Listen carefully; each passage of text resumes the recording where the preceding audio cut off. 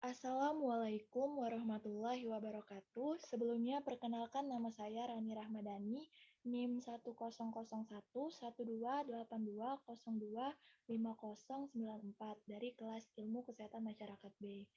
Di sini saya akan menjelaskan cara menghitung uji T pada Excel, di mana pertanyaannya yaitu suatu penelitian ingin mengetahui hubungan status merokok ibu hamil dengan berat badan bayi yang dilahirkan.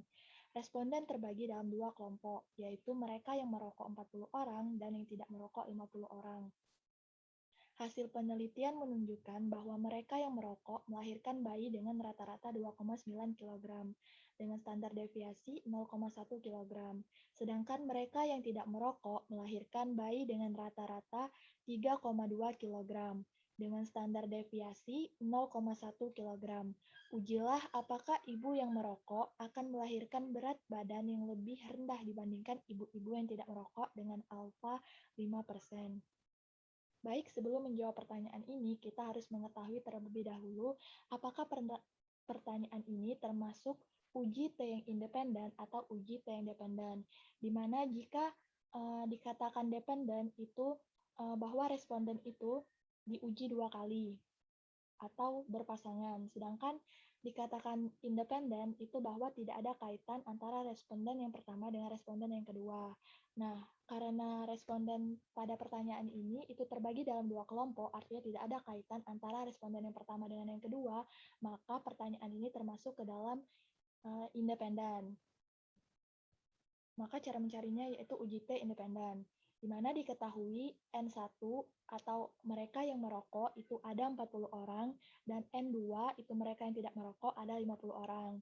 X1 barnya 2,9 kg, X2 barnya 3,2 kg, S1-nya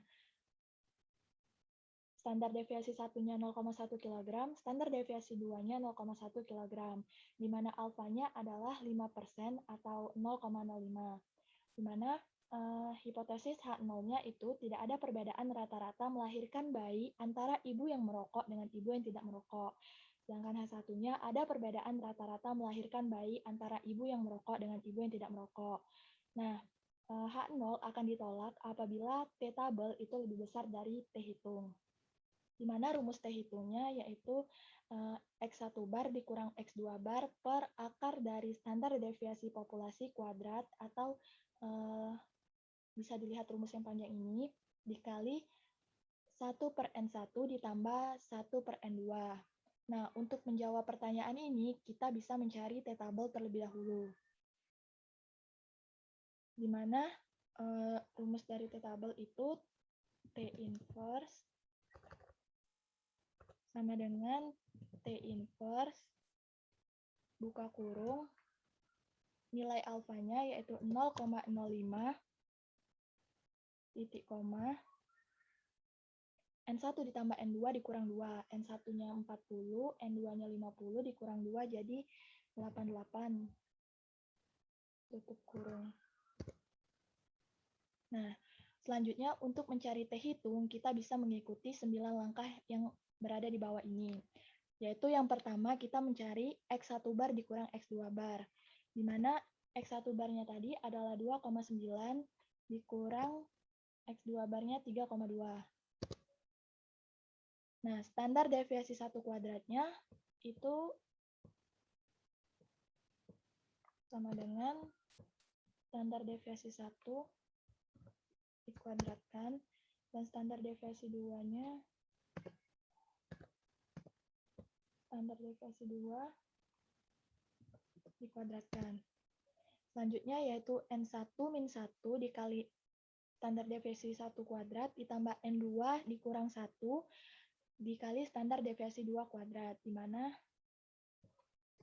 sama dengan N1-nya adalah 40 dikurang 1 tutup kurung dikali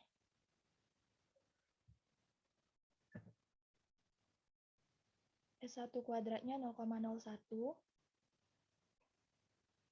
ditambah N2-nya 50 dikurang 1 tutup kurung dikali standar deviasi 2-nya.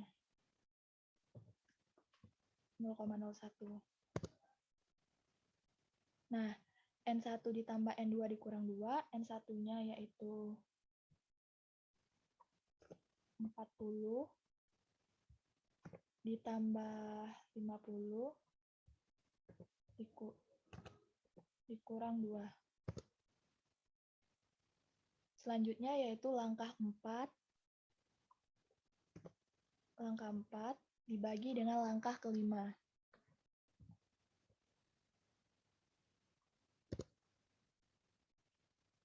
Selanjutnya 1/N1 ditambah 1/N2. 1, N1-nya adalah 40, dibagi dengan N2-nya 1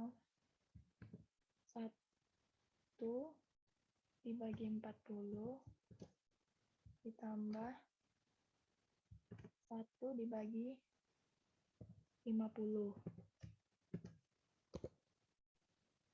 Nah, selanjutnya yaitu langkah ke-6 dikali dengan langkah ke-7. 0,01 dikali 0,045. Selanjutnya yaitu akar kuadrat dari langkah 8, di mana untuk mencari akar kuadrat itu kita bisa menggunakan SQRT, buka kurung, langkah ke-8.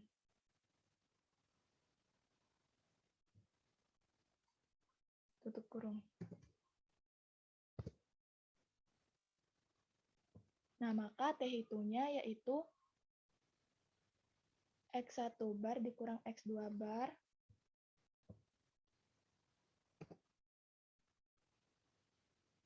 dibagi dengan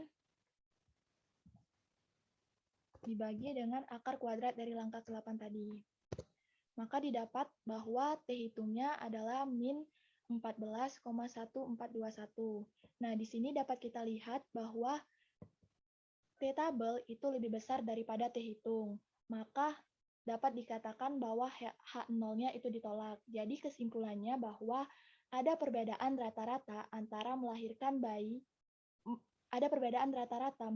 bayi antara ibu yang merokok dengan ibu yang tidak merokok. Baik, mungkin sekian yang dapat saya sampaikan. Saya ucapkan wassalamualaikum warahmatullahi wabarakatuh.